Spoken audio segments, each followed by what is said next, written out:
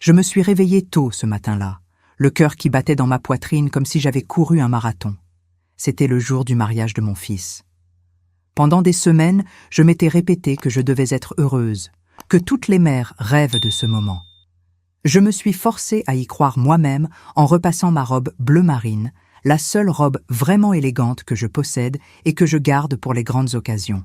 Je me préparais lentement, avec ce mélange étrange d'enthousiasme nerveux et de vide sous les côtes, quand mon téléphone a sonné. C'était Alexandre. J'ai souri en décrochant. Je croyais qu'il appelait pour me dire à quelle heure il passerait me chercher. Au lieu de cela, j'ai entendu « Maman, petit changement. Je t'envoie un Uber pour qu'il vienne te récupérer vers 14 heures, d'accord ?» Je suis restée silencieuse quelques secondes, tellement surprise que j'ai cru avoir mal entendu. « Comment ça, un Uber ? Tu m'avais dit que ta voiture était encore au garage et que tu viendrais me chercher avec la mienne. » Il a poussé un soupir, celui que l'on fait quand on veut boucler la discussion vite, comme si j'étais une enfant un peu lourde. « Oui, mais la mère de Claire est arrivée plus tôt que prévu et elle n'a aucun moyen de transport. Elle va avoir besoin de ta voiture pour aller à la salle. C'est plus simple comme ça, tu comprends ? » Je comprends.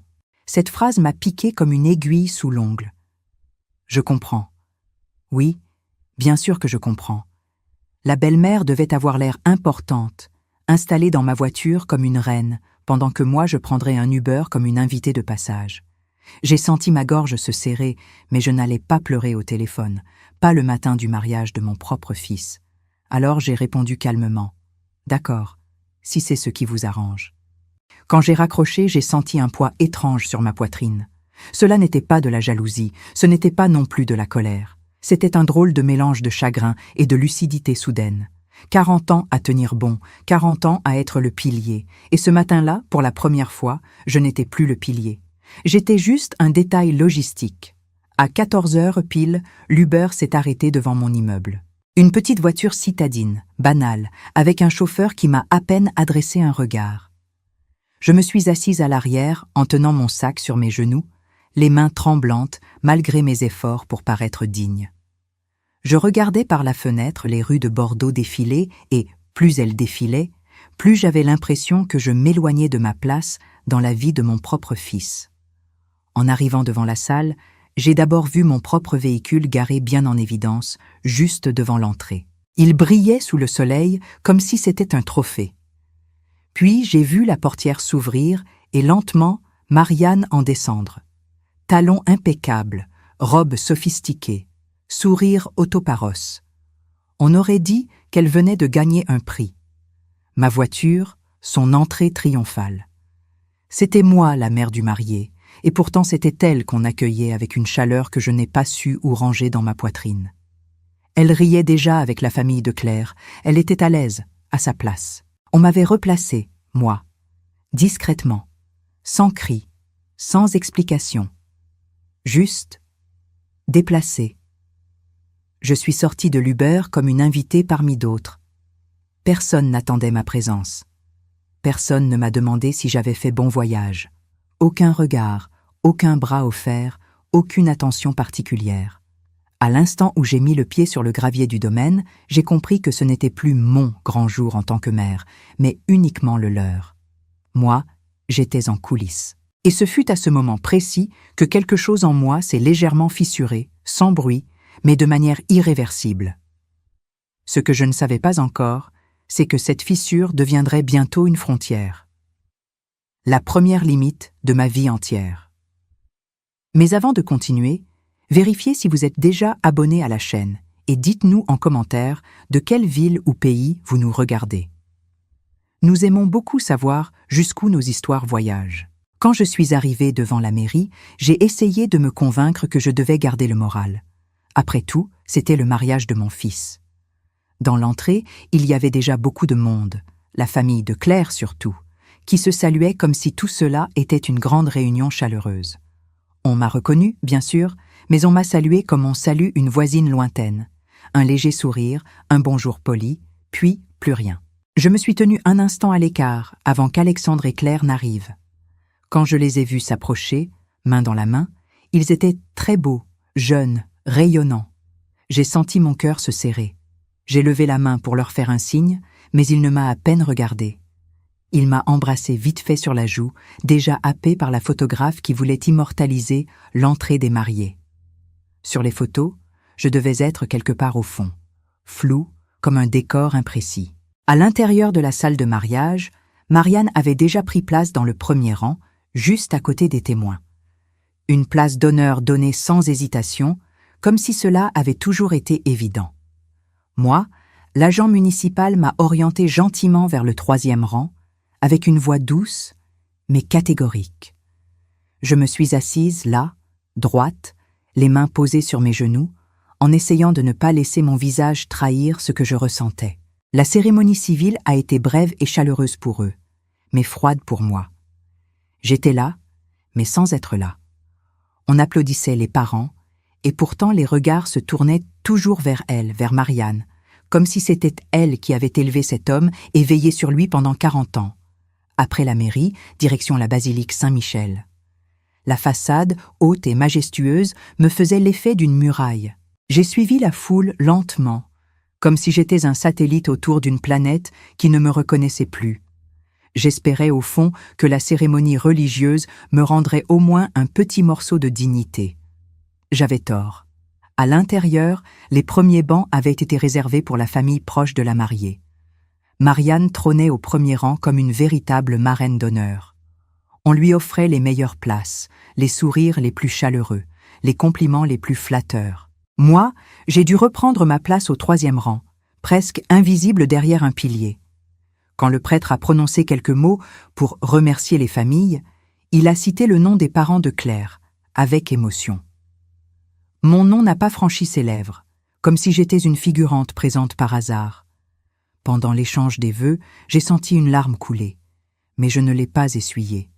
Elle faisait partie de moi, elle était vraie. C'était la première fois de ma vie que je regardais mon fils et que je sentais que nous n'étions plus un nous. Après la messe, tout le monde s'est dirigé vers les marches pour les photos officielles. La photographe distribuait les groupes à sa manière, et à chaque groupe important, j'attendais qu'elle m'appelle. Elle ne l'a jamais fait. Les photos des proches, des parents, des témoins, des personnes essentielles, et moi, toujours en dehors du cadre. J'ai fini par me mettre près d'un pilier pour qu'on ne remarque pas trop que j'étais exclue. De temps en temps, quelqu'un me lançait un regard gêné, mais sans bouger pour m'inclure. J'étais tolérée, pas honorée. Au cocktail, les discours ont commencé très tôt. Claire a levé son verre pour remercier sa mère pour tous les sacrifices, toute la force, tout l'amour. On a applaudi longuement. Marianne rayonnait. Moi, je me tenais au fond, un sourire collé au visage, figé, douloureux. Alexandre a repris la parole pour remercier sa nouvelle famille, pour dire à quel point il se sentait accueilli comme un fils. De nouveau, applaudissements. Mon nom, encore une fois, oublié dans l'air. Ce fut là, à ce moment précis, que j'ai senti une ligne se tracer à l'intérieur de moi. Une ligne silencieuse, mais définitive. Il n'y a pas eu de cri, pas de conflit, pas même une mauvaise parole, simplement l'évidence. J'avais été effacée, lentement, proprement, comme si l'on avait gommé mon rôle couche par couche jusqu'à ce qu'il ne reste plus rien. Et dans ce silence-là, froid, poli, parfaitement organisé, ma douleur a trouvé sa forme. Elle n'était plus floue. Elle était nette, tranchante, réelle. Ce jour-là, je n'ai pas seulement perdu mon siège au premier rang. J'ai perdu ma place dans l'histoire de mon propre fils. Quand je suis rentrée chez moi, il était tard, mais je n'étais pas fatiguée. Pas physiquement, du moins. J'avais l'impression d'avoir laissé une partie de moi-même sur ces marches de la basilique, devant ces appareils photos qui ne m'ont jamais appelée. Mon appartement était silencieux, trop silencieux. Je me suis assise dans la cuisine, encore maquillée, encore coiffée, encore présentable, comme si je devais rester en vitrine pour être digne d'exister. Je n'ai pas allumé la télévision, je n'avais pas envie de bruit. J'ai retiré mes chaussures lentement, puis ma veste, et j'ai simplement respiré. J'aurais voulu pleurer, mais même les larmes semblaient fatiguées de moi. Sur la table, il y avait une pochette bleue où je gardais tous les documents du mariage. Les virements, les acomptes déjà réglés, les dates de paiement, tout était là. Je l'ai ouverte machinalement, sans intention au départ, juste parce que mes mains avaient besoin d'une occupation. J'ai relu les chiffres un à un, comme si je voyais ma propre vie sous forme de colonne comptable. J'avais déjà réglé la moitié de la réception. Un montant considérable pour une pension modeste comme la mienne, mais je l'avais fait sans hésiter parce que j'avais toujours cru que soutenir le bonheur de mon fils était une manière de prolonger mon rôle de mère. Maintenant, je voyais avec une clarté brutale que j'avais payé pour assister à mon propre effacement. Je suis restée longtemps à regarder ces reçus. Au début, je me disais que j'avais exagéré, que la douleur finirait par passer. Mais plus je repassais la journée dans ma tête, plus je comprenais que ce n'était pas un accident. Ce n'était pas un oubli isolé. C'était un système. J'avais été remplacée, doucement, sans drame, sans cri, comme une vieille chaise que l'on déplace au fond d'une pièce parce qu'elle ne va plus avec la décoration. 40 ans. 40 ans à travailler jusqu'à user mes mains. 40 ans à faire passer ses besoins avant les miens. 40 ans à croire que l'amour, à lui seul, garantissait une place. 40 ans pour finir sur la 3e rangée, puis hors du cadre. Ce soir-là, j'ai senti quelque chose se verrouiller en moi. Pas un verrou de colère, un verrou de dignité, comme si une voix intérieure me disait enfin « Assez ». Je me suis levée, j'ai pris le contrat de la salle et je l'ai lu ligne par ligne. Il n'y avait aucune clause qui disait que pour payer la réception, je devais accepter d'être traitée comme une figurante. Aucune. Le paiement était une aide financière, pas une renonciation à ma dignité. Alors, calmement, presque froidement, j'ai pris une décision. Je ne paierai pas la seconde partie. Pas après cela. Pas après avoir été gommée de mon propre rôle de mère. Je savais que cette décision changerait tout, mais pour la première fois depuis des années, elle m'a fait du bien. C'était comme respirer différemment. Je me suis levée, j'ai pris mon téléphone et j'ai composé le numéro du responsable de la salle. Il était tard, mais il a décroché quand même. Sa voix était professionnelle, un peu fatiguée. « Bonsoir, ici Madame Martin, la mère du marié. Je vous appelle au sujet du paiement restant. » Il m'a répondu gentiment qu'il avait bien noté que le solde devait être réglé dans les jours suivants. Je l'ai coupé doucement. Je dois vous informer que je ne paierai pas la seconde moitié. Il y a eu un silence long, surpris. Puis sa voix est revenue, prudente. Puis-je demander pour quelle raison? Je n'ai pas élevé la voix, je n'ai pas tremblé. Parce que j'ai payé pour être la mère du marié, et aujourd'hui, j'ai été traitée comme une invitée de fond de salle. Le contrat ne disait pas que ma dignité faisait partie du prix. Il n'a rien répondu tout de suite. Je crois qu'il comprenait. Enfin, il m'a dit calmement que, dans ce cas, il contacterait directement Alexandre, puisque le contrat portait aussi son nom. « C'est parfait », ai-je répondu. Quand j'ai raccroché, je me suis sentie étrangement légère, comme si une charge invisible venait de tomber de mes épaules. J'avais posé une limite. Pour la première fois de ma vie, j'avais dit non. Non pas par vengeance, mais par survie intérieure. Cette nuit-là, dans le silence de mon petit appartement bordelais, je n'ai pas pleuré. Cette nuit-là, j'ai commencé à me retrouver. Le lendemain matin, je me suis réveillée plus tôt que d'habitude. Non pas parce que j'étais nerveuse, mais parce que quelque chose en moi était devenu clair pendant la nuit. J'avais passé toute ma vie à donner sans compter, à soutenir, à réparer, à porter, à financer et à me taire. Il était temps, enfin, d'apprendre à me protéger. J'ai commencé par faire du café, et pendant qu'il coulait, j'ai ouvert mon ordinateur pour me connecter à ma banque en ligne. J'ai annulé les virements automatiques que je faisais tous les mois pour aider Alexandre avec ses charges. C'était devenu une habitude tellement vieille que je ne m'en souvenais presque plus consciemment. Mais c'est en mettant fin à ces virements que j'ai vraiment réalisé à quel point j'avais continué à l'entretenir sans même m'en rendre compte. Puis, j'ai appelé la banque pour résilier la carte secondaire qu'il utilisait de temps en temps en se disant que « maman paiera plus tard ». La conseillère m'a demandé si j'étais certaine de ma décision. Ma réponse a été courte, mais solide. « Oui, je suis certaine ». Ensuite, j'ai pris rendez-vous avec une avocate que m'avait recommandée une voisine. Je voulais m'assurer que ma décision était juridiquement recevable. Quand je suis entrée dans son cabinet, j'avais encore ce vieux réflexe d'excuse dans le regard, comme si je devais me justifier d'exister. Mais elle m'a écoutée, longuement, sans m'interrompre, et quand j'ai terminé, elle a fermé son dossier et m'a regardé avec sérieux. « Madame Martin, vous êtes pleinement dans votre droit. Vous avez financé la moitié de la réception. L'autre moitié relève de votre fils, pas de vous. Vous n'êtes pas légalement tenu de payer davantage. Ce que vous avez fait hier n'est pas un caprice. C'est un changement de posture. » Sa phrase m'a traversé comme un déclic. Un changement de posture. Oui, voilà exactement ce que c'était. Pas un scandale de mère rancunière, pas un geste de vengeance, un alignement, une frontière. En quittant son bureau, j'ai senti pour la première fois depuis des années que je marchais droite, pas pliée vers l'avant comme si je portais un sac rempli de dettes affectives sur le dos. Ce même après-midi, mon téléphone a sonné. C'était Claire. Son numéro affiché depuis une plage lointaine, probablement les Canaries. Sa voix était douce au début, mais chargée d'une nervosité qu'elle essayait de dissimuler. « Bonjour, Madame Martin.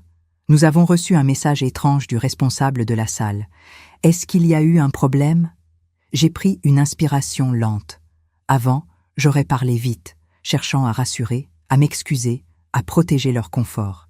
Mais cette fois, je me suis entendue répondre avec une sérénité nouvelle. « Il n'y a pas de problème. J'ai simplement décidé de ne pas payer la deuxième moitié. » Silence. Le genre de silence lourd, pas vide, mais plein de surprises. Elle a tenté un ton conciliant. Peut-être un malentendu? Nous pensions que... Je l'ai coupé doucement. Ce n'est pas un malentendu. J'ai payé ma part. Le reste appartient à votre mari. Elle a respiré un peu plus vite. Mais... Nous sommes en plein voyage de noces. Cela met Alexandre dans une situation compliquée. Autrefois, ces mots auraient suffi pour me retourner le cœur et me faire dire oui immédiatement. Mais plus maintenant. Les complications ne viennent pas de moi, Claire. Elles viennent de la manière dont j'ai été traitée. Quand vous rentrerez, vous pourrez en discuter avec lui. En attendant, profitez de vos vacances.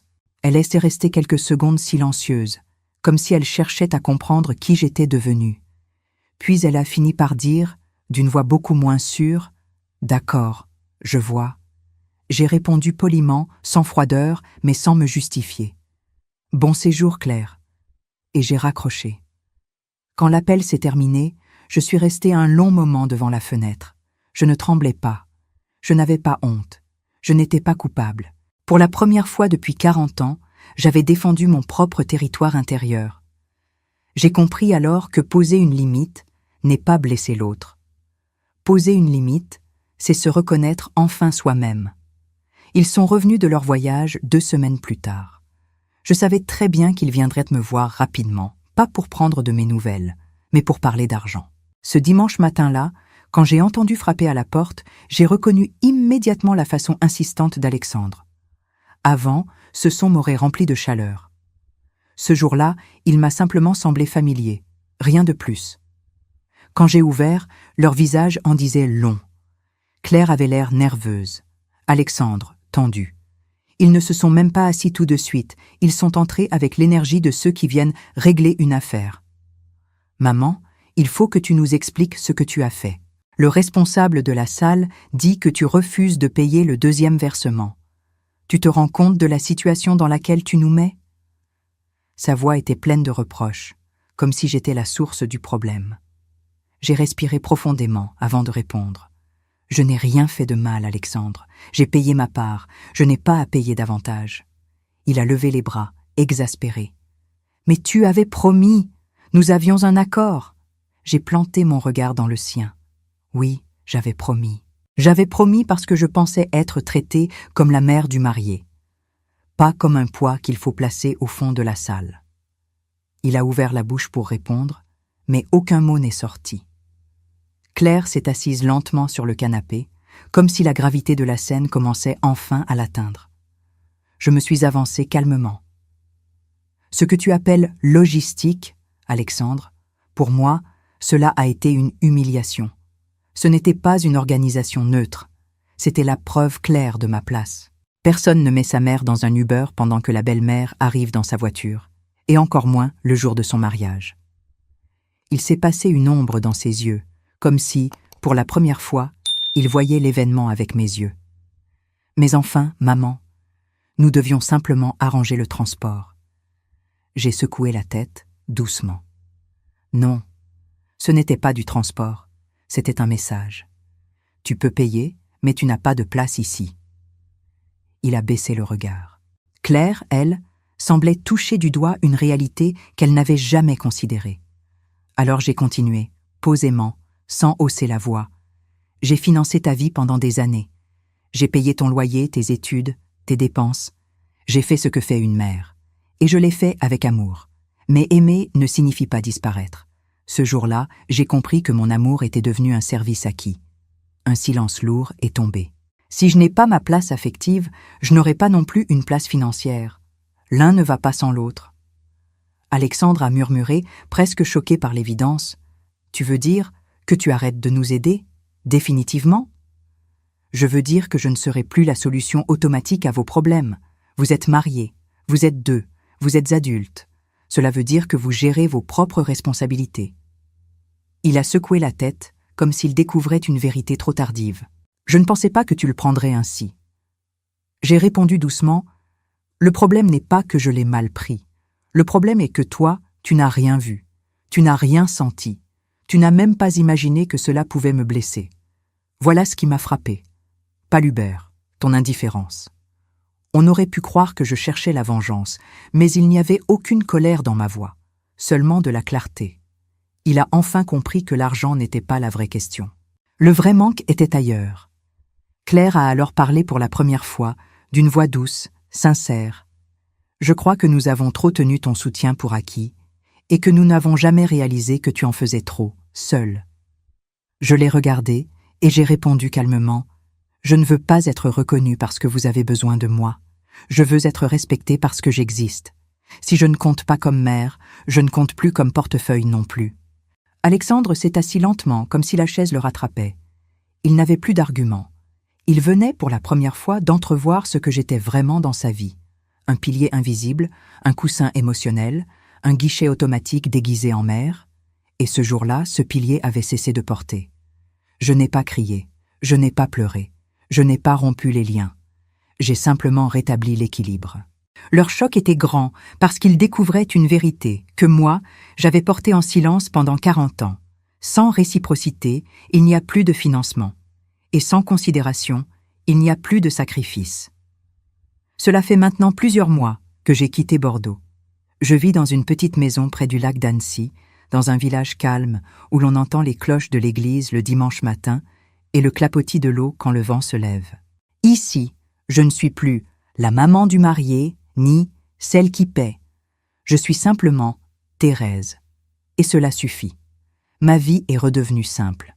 Je me lève tôt, je marche jusqu'au lac en saluant les voisins que je connais de vue, je fais mes courses au petit marché du mercredi et du samedi, je lis beaucoup, je jardine un peu, et le soir je m'assois sur la terrasse pour regarder la lumière descendre sur l'eau. Personne ne me réclame, personne ne m'utilise. Je n'existe plus pour servir, mais pour respirer.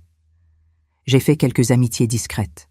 Madame Carmen, ma voisine, une veuve pleine d'humour qui m'invite parfois à partager un café. Monsieur Robert, le fleuriste du marché, qui me met toujours de côté les plus belles pivoines parce qu'il dit que les fleurs vont mieux aux femmes courageuses. Et une jeune bibliothécaire du village qui me recommande des livres sur les femmes qui ont recommencé leur vie après 50 ou 60 ans. Je ne savais pas que j'allais m'y reconnaître autant. C'est dans cette nouvelle tranquillité que les appels d'Alexandre ont commencé. Au début, ils étaient hésitants, presque maladroits. Ils ne demandaient rien. Ils ne se plaignaient pas. Ils ne cherchaient pas à me convaincre de revenir en arrière. Il appelait juste pour savoir comment j'allais. Et petit à petit, j'ai senti quelque chose se réparer, non pas entre nous, mais en lui. Il apprenait à être un fils adulte. Je n'avais plus besoin de me sacrifier pour mériter sa voix. Il venait parce qu'il voulait venir. Un jour, Claire m'a appelé, et sa voix tremblait, mais pas de peur. « Thérèse, je voulais te dire, je suis enceinte. » J'ai senti mon cœur se soulever doucement, comme une grande vague intérieure. « Félicitations, ma fille, je suis heureuse pour vous. » Quelques semaines plus tard, ils m'ont rappelé pour me dire qu'ils attendaient une petite fille. « Nous avons choisi son prénom, » m'a dit Alexandre. Il a fait une pause, puis sa voix s'est brisée tout doucement. Elle va s'appeler Thérèse. Je suis restée muette quelques secondes, pas par choc, mais par profondeur. Ce n'était pas une demande de pardon. C'était une reconnaissance, la première vraie. Je n'ai pas pleuré, mais j'ai senti quelque chose se déposer à l'intérieur de moi, comme une pierre posée au bon endroit après avoir longtemps délogé ma respiration. Aujourd'hui, je me prépare doucement à devenir grand-mère. Pas une grand-mère épuisée, utilisée, étouffée. Une grand-mère présente, mais entière. Pas un portefeuille, pas une roue de secours. Une présence, pas une béquille. Je n'ai pas encore vu la petite. J'ai décidé d'attendre que la relation soit assez droite pour l'accueillir sans se renier. L'amour viendra, mais il viendra propre, pas chargé de dettes. Je ne suis plus dans l'urgence d'être incluse. Je suis dans la paix de choisir quand ouvrir ma porte et pour qui. La réconciliation entre nous ne ressemble pas au film. Elle n'est pas bruyante, elle n'est pas spectaculaire, elle est lente, elle est vraie. Alexandre a commencé à comprendre que l'on ne construit pas un foyer sur l'effacement d'une mère. Et Claire a commencé à voir que l'amour ne se mesure pas au sacrifice, mais au respect. Quand je regarde le lac, surtout au coucher du soleil, je pense souvent à cette phrase qui me vient sans que je la cherche. J'ai cessé d'être utile pour commencer à être vivante. Dans quelques mois, je tiendrai une petite Thérèse dans mes bras. Je lui donnerai de la tendresse, mais pas mes frontières. Je lui transmettrai la douceur, mais aussi la dignité. Elle apprendra que l'amour qui détruit la personne qui aime n'est pas de l'amour, et que l'on peut donner, mais jamais se dissoudre. Je ne sais pas encore comment sera la suite avec eux. Je ne la force pas. Je ne la redoute pas. Je l'attendrai en étant entière, ici, là où j'ai enfin cessé de me perdre. Parce que c'est ici, à Annecy, que j'ai découvert la plus grande vérité de ma vie. L'amour cesse de faire mal quand on cesse de s'abandonner soi-même. Si cette histoire a touché votre cœur, répondez ici dans les commentaires. À ma place, qu'auriez-vous fait? N'oubliez pas de regarder la prochaine vidéo qui apparaît sur votre écran. Elle apporte un rebondissement surprenant et émouvant qui vous captivera du début à la fin.